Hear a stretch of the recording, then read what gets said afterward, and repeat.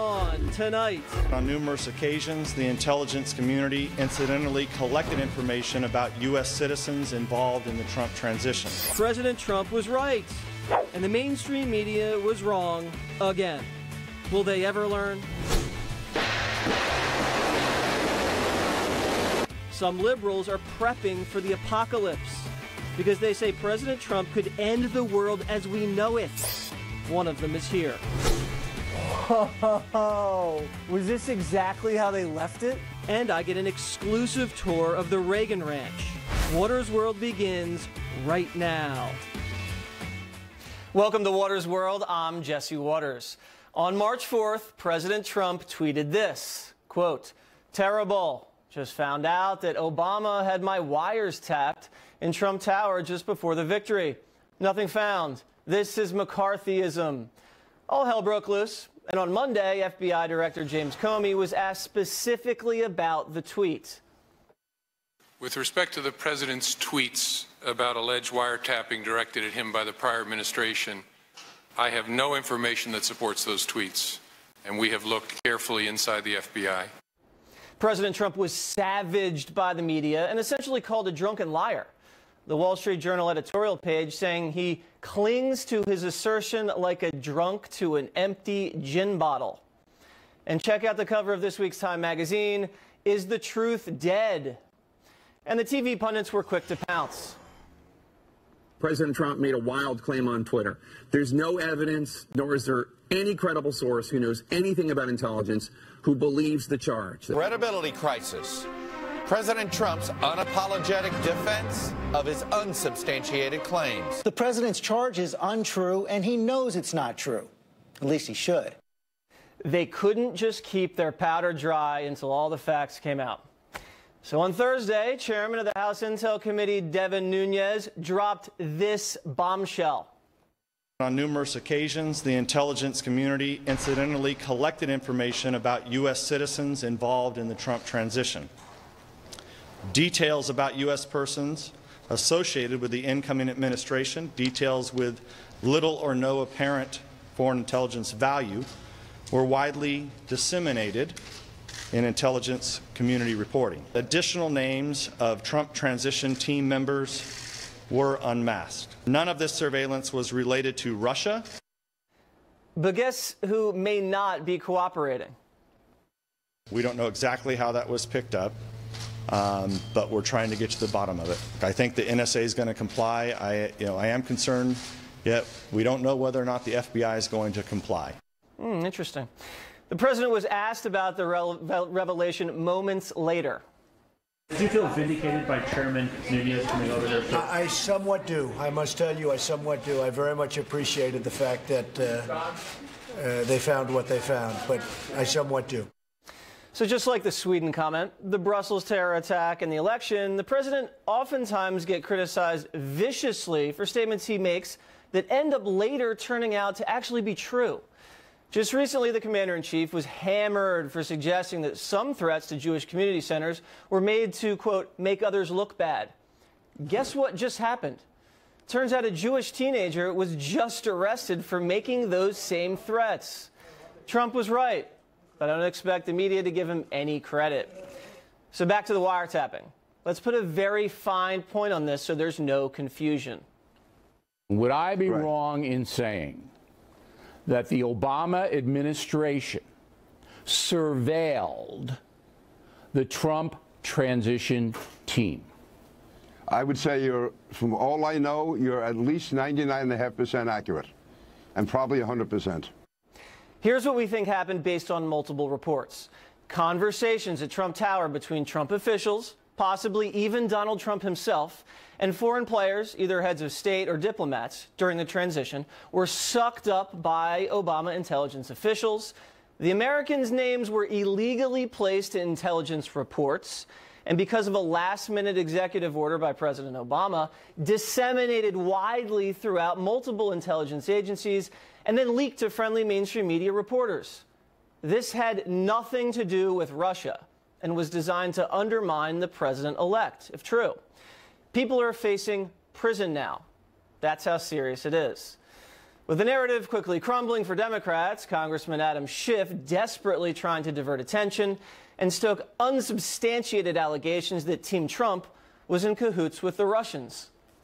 There is more than circumstantial evidence now, so again, I think... So you have seen direct evidence of collusion? I don't want to go into specifics, but I will say that there is evidence that is not circumstantial and is very much worthy of investigation. But this directly contradicts what President Obama's own Director of National Intelligence told the country just 2 weeks ago. We did not include any evidence in our report, and I say our, that's NSA, FBI, and CIA with my office, the Director of National Intelligence, that had anything that had any reflection of collusion between members of the Trump campaign and the Russians. There was no evidence of that included in our report. I understand that, but does it exist? Not to my knowledge. The Democrats have contradicted themselves so many times at this point, you can't even listen to them anymore. And on the same day that this bombshell wiretapping information came to light, this is what CNN had on the screen. We can expect trivial news to dominate in the mainstream media, but the real question on the Trump surveillance and leaking is, what did President Obama know and when did he know it? Joining me now is former Trump campaign manager and founder of Avenue Strategies, Corey Lewandowski. So the former president and some of his officials, you know, might have to lawyer up pretty soon. They used to chant, "Lock her up." They might have to start chanting, "Lock him up." How serious do you think this is, Corey, if true? Well, Jesse, look, there are some grave concerns here, I think, for every American if what Chairman Nunes said is actually true, which is individuals, private U.S. citizens on U.S. soil were being incidentally picked up by the intelligence community for doing a job in the private sector, which was working in the transition team. If that is the case, there's some grave concern there. And, you know, there has to be accountability. Not only were those individuals potentially picked up, but their names were unmasked. They were distributed to the mainstream media. And now multiple individuals know who they are and what those conversations took place. Those are felonies. And I hope that Chairman Nunes has a committee which brings these people and holds them accountable. And if they did commit a crime, I think they need to be held accountable to the fullest extent of the law. I completely agree with that. But for some reason, after President Trump said what he said on Twitter, the narrative was the guy's a liar. And then all of a sudden you have new information that shows that he was correct, potentially. And now the narrative is Nunes is the bad guy because he spoke to the press about this. And let's not even look into the fact that the president was potentially surveilled by the previous president. Well, Jesse, look, I know I'm in Waters' world, but really this is Bizarro world. It's unbelievable. It's the same thing. They want to attack the chairman. They want to attack the chairman of the House Intelligence Committee for going in and telling the president of the United States that he was accurate when he tweeted out that information to the best of his knowledge. And if that is the case, look, they want to make a disparaging comment. And you know what the mainstream media said? I can't believe the chairman didn't tell Adam Schiff immediately and went to the president. Who gives a care about telling Adam Schiff? I understand there's a protocol, but when you find out that the information that the president said seems to be accurate and that they have independent verification, I think that's much more important than sharing with your colleague. Could you imagine if President Bush had incidentally picked up communications of then President-elect Obama at the Chicago headquarters and then had unmasked the names and then disseminated it to friendly outlets like Fox News Channel, for instance, and then Fox News Channel had reported these things in order to undermine President Obama? What do you think would have happened then? Jesse, I don't even know what incidental pickup means. Neither does the rest of the American people. Either you were or were not listening to United States citizens on domestic soil, which is a crime unless you have a FISA warrant. Either you are or are not pregnant. You can't be a little bit pregnant is the issue. So they were listening, it clearly sounds like. This is insane. Do you know we have our federal government listening to the next president and his staff of the United States. If that's the case, that's a real problem, and everyone should be concerned about that. It sure is. You know what it reminds me of? When the IRS incidentally targeted conservative Tea Party groups and had their paperwork held up for 2 years. It was just an accident. It was incidental. I mean, everything's always incidental. Nothing's on purpose anymore, right? Well, there's nothing to see here. You know, there's nothing to see. Go look, move away, move away. This is insane. Jesse, can you imagine if this was Hillary Clinton and was she incidentally picked up? Do we know it was her staff incidentally picked up?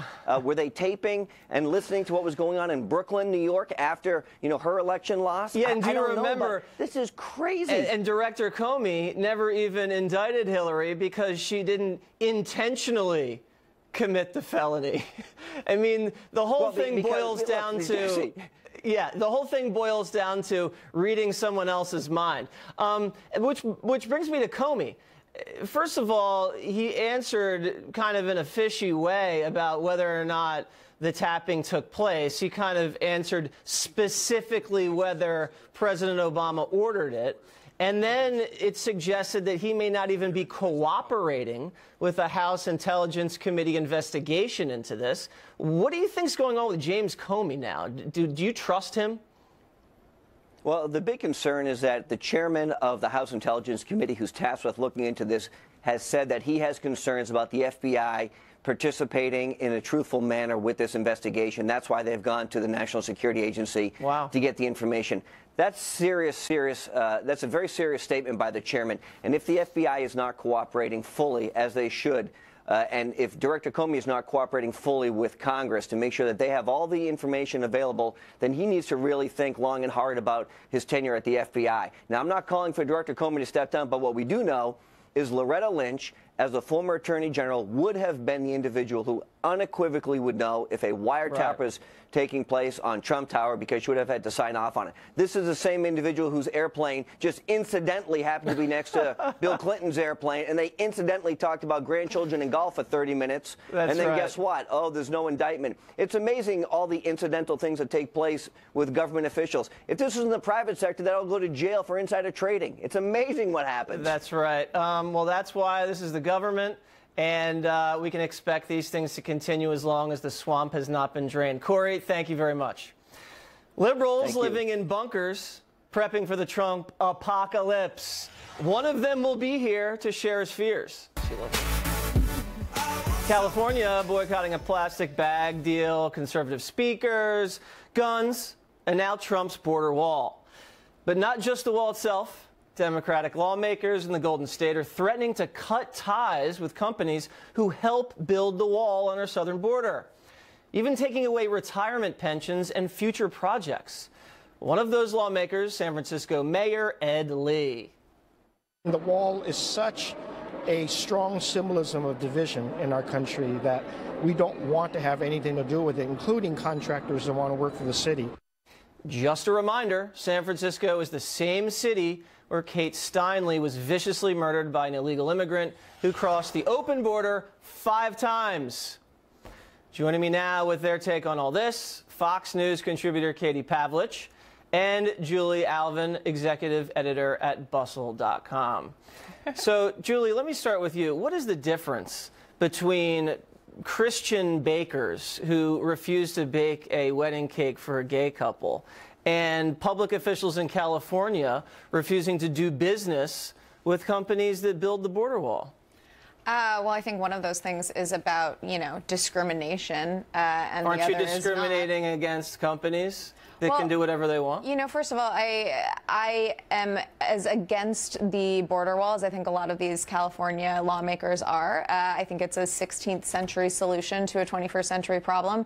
And given that undocumented immigration population in this country is at its lowest since 2004, I don't think we need to be spending $24 billion of taxpayers' money on this right now. Did you know that California already has a wall on the southern border with Mexico? They already have one. Right, precisely. Yeah. So are they mad about the companies that built that one? I mean, what I'm saying is, are they going to pull their pensions too? I don't agree with what these California lawmakers are doing. I don't think that this makes sense. Okay. I think that cutting down on the illegal immigrant population in California. Those people contribute $130 billion a year to the GDP. The economy is already going to be affected by that, and I don't think that we should take away the pensions and the livelihood of people who are participating in this. Well, that makes sense because there's a lot of pensions at stake here. Katie, can California afford to boycott companies that do business down there on the border? I mean, this state's broke as a joke. First of all, yeah, the California economy is a total disaster, which I'm sure the rest of the country will eventually have to bail out. Right. Second of all, I do want to reiterate that California has a wall of shame, as these liberal lawmakers are calling it, on their southern border with Mexico and San Diego. And guess what? It works, which is why they're trying to put it on other portions of the border. In terms of whether California can afford this, no. I mean, are they really trying to run out every single business and last remaining taxpayer in the state to keep their entitlement programs afloat? I think that all of these businesses that are being boycotted should leave, go to Arizona, go to Texas, let California secede, and then build the wall on Arizona's border to keep Californians out. That's actually a good point. We definitely need protection against California. Yes, we do. Let me play you a soundbite of a city council member from Berkeley, and you can react to that, Julie. Go ahead. The wall is divisive and works against our economic interests and is corrosive to our moral values. So it works against our economic interests. There are hundreds of companies that now are at risk in California for participating in the wall construction. And I mean, they employ thousands of people. Halbert Construction, JT Wimsatt Contracting, RE Straight Engineering. I mean, these people hire and provide health care for thousands and thousands of California workers. If all of a sudden they're getting boycotted, isn't that just hurting the state's citizens? Well, I think what he's saying as far as this being against California's economic interests is the fact that, as I was saying before, illegal immigrants do contribute $130 billion a year to the state's GDP. So when you take that into account, disallowing those people from entering the country could have negative effects on the state's economy. But Julie, they also take away billions of dollars from the state's economy too. So it's I'm not sure if it all adds up. But listen, we got to run. Katie? Yeah. Thank you for joining us, and maybe we'll go down and build the wall ourselves, okay? Yeah, absolutely. Thank you. Thanks. Did you know, after Bill O'Reilly hired me, he almost fired me? Stick around, a story that I've rarely ever told. Last week I gave a speech at the REAGEN Ranch Center to the Young America Foundation.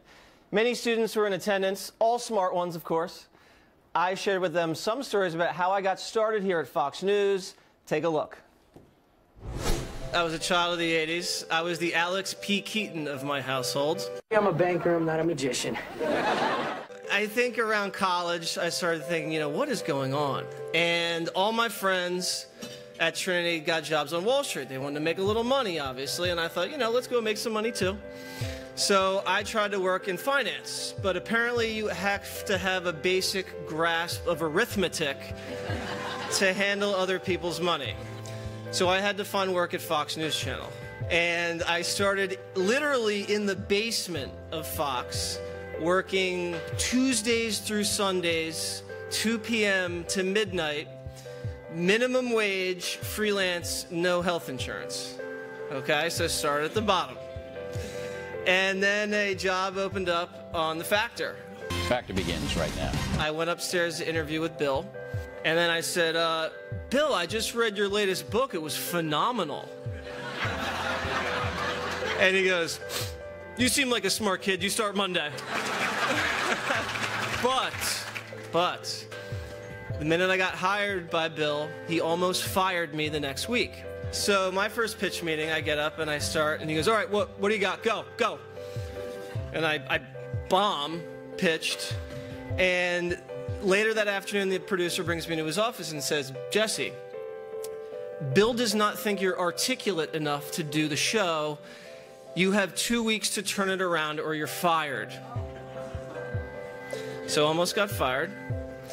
I spent the next 2 weeks freaking out, working till midnight, trying to do the best I could at these pitch meetings. I finally turned it around. So one of the next pitch meetings, I said, O'Reilly, there's this judge in Alabama, and he gave this guy a really soft sentence for child molestation. And Bill says, okay, Waters, you're going to go down to Alabama and confront the judge. We start tailing this guy through the back roads of Alabama.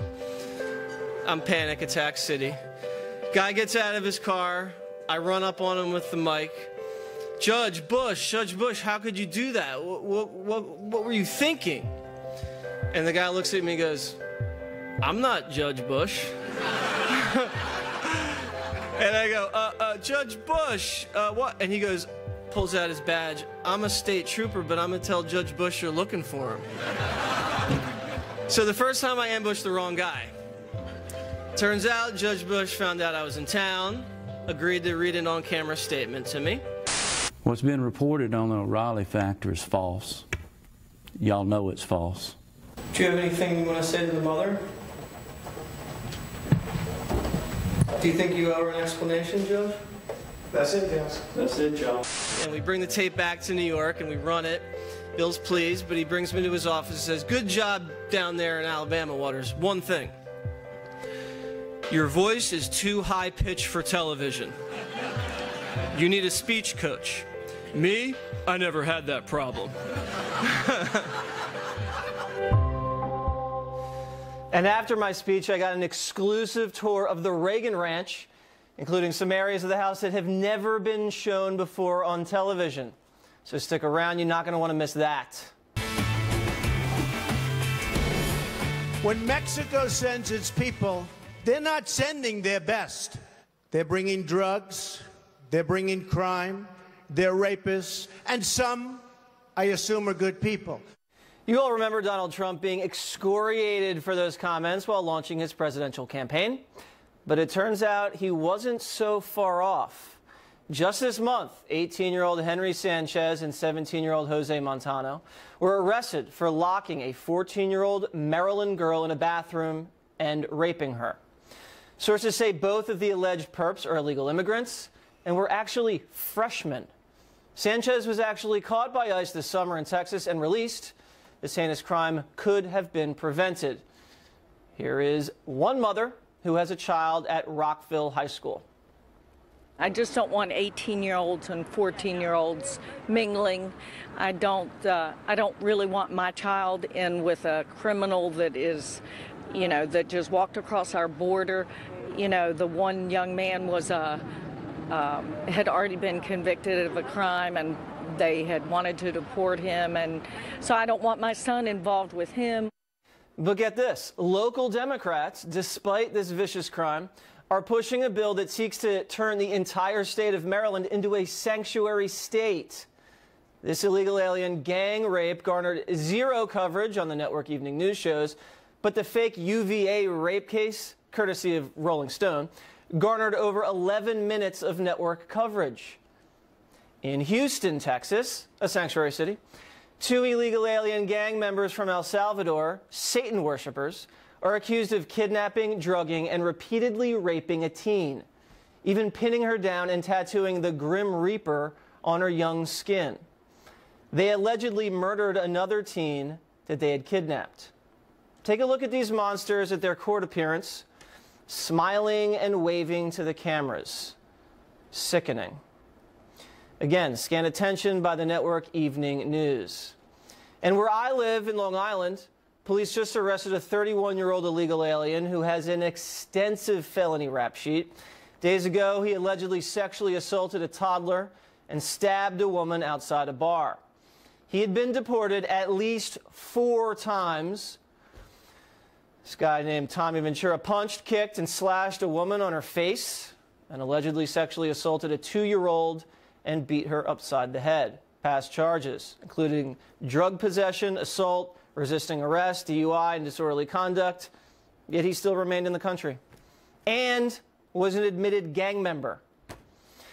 In North Carolina, also this month, the illegal alien from Honduras, Oliver Funes Machado, has been charged with first-degree murder for allegedly beheading his mother. Again, network evening news blackout.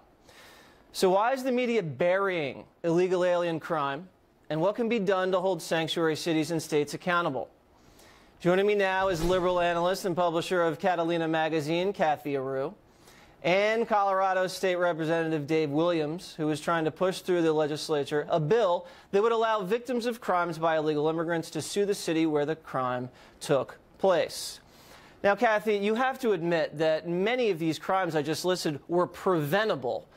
Why would you not want these crimes to be prevented in the first place? Well, I would. They're horrible crimes, but it's not because they happened in sanctuary cities. As a matter of fact, the Maryland case happened in a non-sanctuary state. Well, the Houston case, the Satan worshippers, happened in a sanctuary city. When sanctuary cities actually have less crime rates than other cities that consider themselves non-sanctuary. Not true. And it's because not true, Kathy. It's you know what? Because we looked this up, and there's a study from many publishers from these colleges that say, Lauren Collingwood, assistant professor of political science at the University of California, did a study, and that said sanctuary cities and non-sanctuary cities have an even crime rate statistically, but if you really boil it down, sanctuary cities have a very small, higher rate of crime. So you're actually not right. Well, I found a study that said the exact opposite, because people, either they're undocumented or documented, will come forward and report the crimes. And if they're afraid of immigration, they won't report the crimes. So sanctuary cities allow people to assimilate faster into the community. Also not true, because if you are an illegal immigrant and then you do report a crime to police, they will not deport you for doing so. Now, let me ask you, Dave, why do you think the mainstream media is not reporting these crimes? Do you think it has anything to do with President Trump and his aggressive illegal immigration crackdown, or do you think they just don't want to do it because it doesn't make Democrats look good? I think it's both. I think they want to do anything they can to oppose President Trump and his efforts to protect our borders and make our country safe. And yeah, it does make Democrats look bad. The truth of the matter is this: that Democrats have a lawless agenda to where they want to allow open borders and allow illegal aliens to come into our country and do whatever they want. And it makes them look bad, and I think the media is complicit, and they want to make them, they want to protect them and shield them from any sort of public fallout. Yeah, the media is complicit in death and rape. Kathy, what's wrong with the border wall? Because if you look at some of these cases I just named, these guys been deported 4 times. How easy it is to cross the border. Well, 4 times? Come on. That's the problem with the officials. We have crimes in this country, and the funny part about it, it's men. It's not funny. Men are committing the crimes. So why don't we just deport all of the men, send them to an island? You and Dave can go to an island. Women will visit you, and then we won't have any crimes. Then you wouldn't have anybody to go out to dinner with, Kathy. We would not want to deprive you from romantic dinners with us handsome men. I would miss you dearly, and I would visit you in Aruba, but we don't need men. Men are the ones committing the crimes. So if we look at it, let's deport all the men, and then we have no crimes in this country. And I think the men on the police forces are protecting victims from crime, too. But you didn't answer my question about the wall, because if someone's deported 4 times, they're obviously coming back somehow. So the wall's a joke. Let me ask you, Dave, what are you trying to do out there in Colorado to hold people accountable? Because right now, nothing is happening. Right. What we're trying to do here in Colorado is I introduced a bill called the Colorado Politician Accountability Act, and basically what it would have done is it would have allowed victims or their family members to sue politicians and hold them accountable for creating the sanctuary city policies and creating this environment where the very citizens they're supposed to be serving are in danger. And I just want to hit on one point. It's not just men committing crimes. We have an illegal immigrant woman here who was held up in a Unitarian church avoiding deportation who committed identity theft along with other crimes as well. So this is not just men. That's not rape. Yes, women commit crimes too, Kathy. Oh, you guys are so well behaved. We are. Guys, thank you guys very much. Footage from the 1940s and 50s was finally declassified and released. The frightening footage shows what life would be like in the event of a nuclear holocaust. And many people unhappy with the results of the 2016 presidential election believe President Trump could create this kind of apocalypse.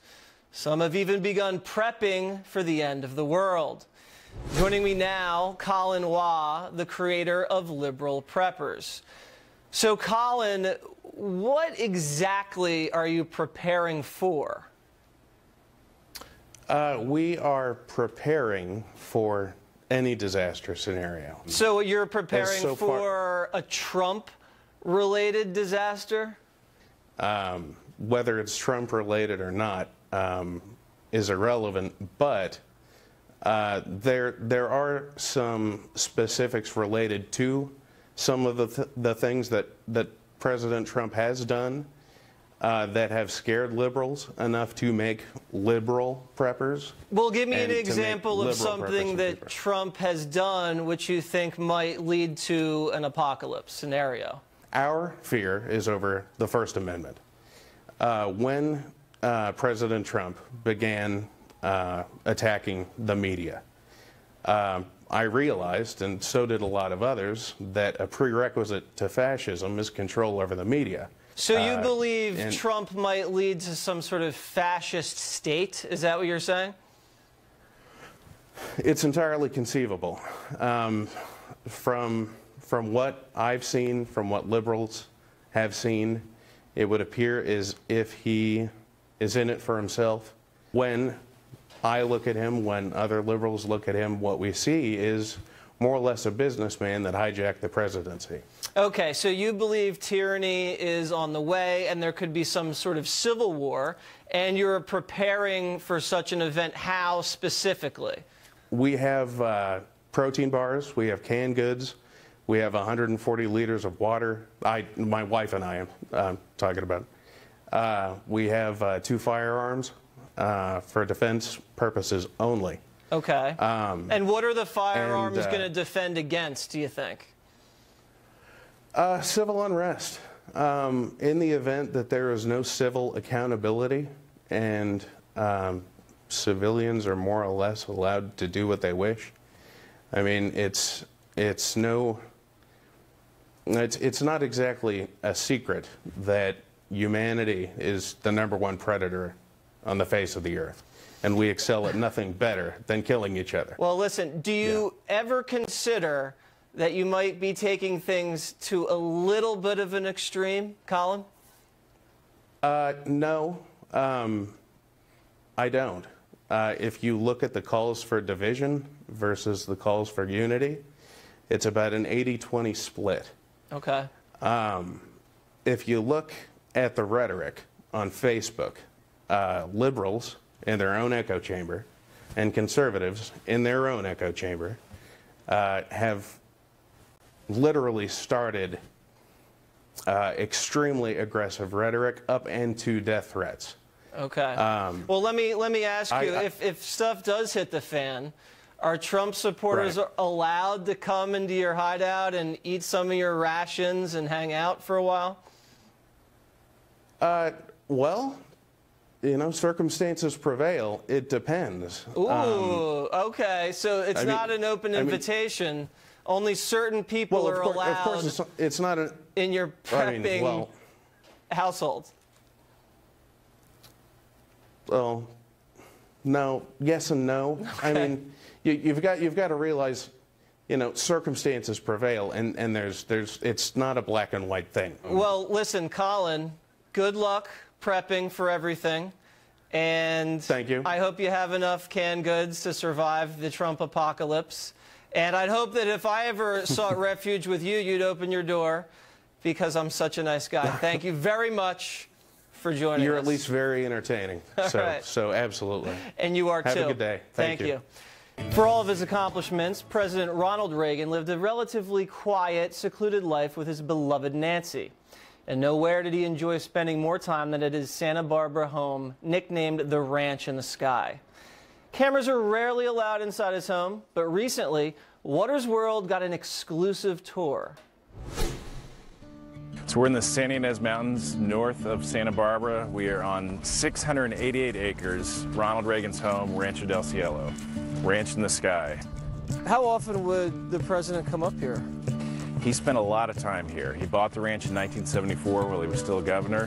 When he was in office, one of his 8 years was spent here at the ranch, more than 350 days. So this truly was the Western White House.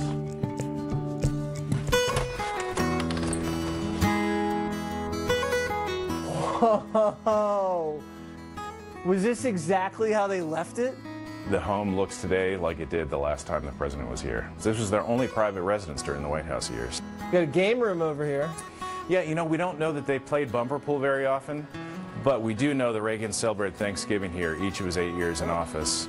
He decided never to leave Washington at Christmas time because he knew if he was traveling, staff, Secret Service, they'd all be away from their families. What a nice guy. Well, you know, he was very considerate, and that meant a lot to the people who worked with him. But they would come out for Thanksgiving. There's not a lot of room to entertain here, so they put a piece of plywood over the bumper pool table, and that's where they'd carve the turkey.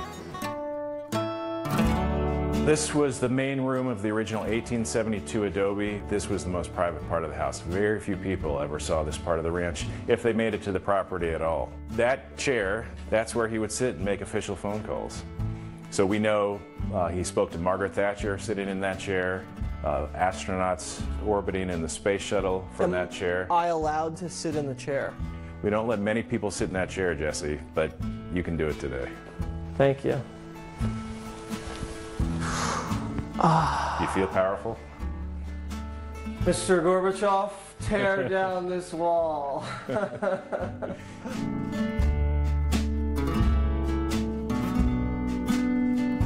Not a king. 2 twin beds pushed together, strapped with plastic zip ties to keep the headboard from coming apart. For the President of the United States. For the President of the United States. He was low maintenance, it looks like. You know, he did have some unique needs. At about 6'2", he's a little bit tall for a twin bed, so they kept the bench on his side. Where his feet hang Where off. his feet would hang over. That's classic. Love it. Oh, the President's closet. Yeah, so the President's clothes hang on the left, Mrs. Reagan's on the right. Calvin Klein, the guy had good taste.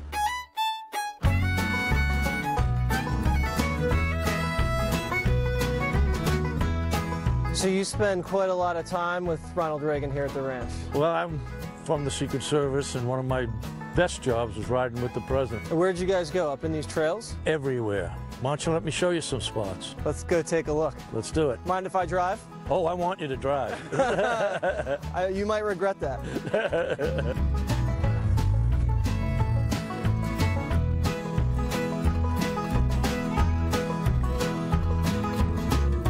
So is this where the lovebirds hang out? This is Hard Rock, as the president called it. He scraped his initials and Mrs. Reagan's initials with the date, May 27th, 77. Ronald and Nancy very much in love, weren't they? Very much in love. One time, I assigned an agent to her because I was with him, and I forgot to brief him. And we rode back in, but he got off his horse to help Mrs. Reagan down. And the president saw that. And he literally goes, John, he's doing my job. He pushes me out of the way. And he gets up to the agent who's got her by the waist, and he pushes him out of the way and said, this is my job. And she falls down into his arms, and they started kissing. And then he turns and says, I suppose you wanted to do that too. Incredible. The press gave President Reagan a hard time throughout his 8 years. Do you see any similarities with the way the press treats Donald Trump? Well, I think they're attacking President Trump even more. Ronald Reagan, it just rolled off his back. Did you personally ever interact with some of the members of the media that covered President Reagan? I did. I'd go out drinking with them, and I'd ask them, you know, why do you do this stupid stuff? And I'd get an idiot answer. They just think that what they say is what you should hear. And sometimes the truth isn't brought out. So there was fake news back then also? Yeah, that's right. Well, come and see Ronald Reagan's Jeeps. You know, as president, he never gets to drive naturally. So that's another reason why he loves the ranch. Yeah. He can drive. Not well, but he drives his own Jeep. This is his favorite room. His favorite room. Ronald Reagan, as you know, wrote English, and Mrs. Reagan wrote Western. And that's his horse, Ella Lemaine, who was crazy. Oh, yeah. A lesser man couldn't have rode a horse like that. What do you miss the most about the president? His wisdom, how he loved people. People in the United States came first. After the attempted assassination, he just said, whatever God's given me left, I'm going to do it for the best of I can for the American people. And he always kept that front in his mind.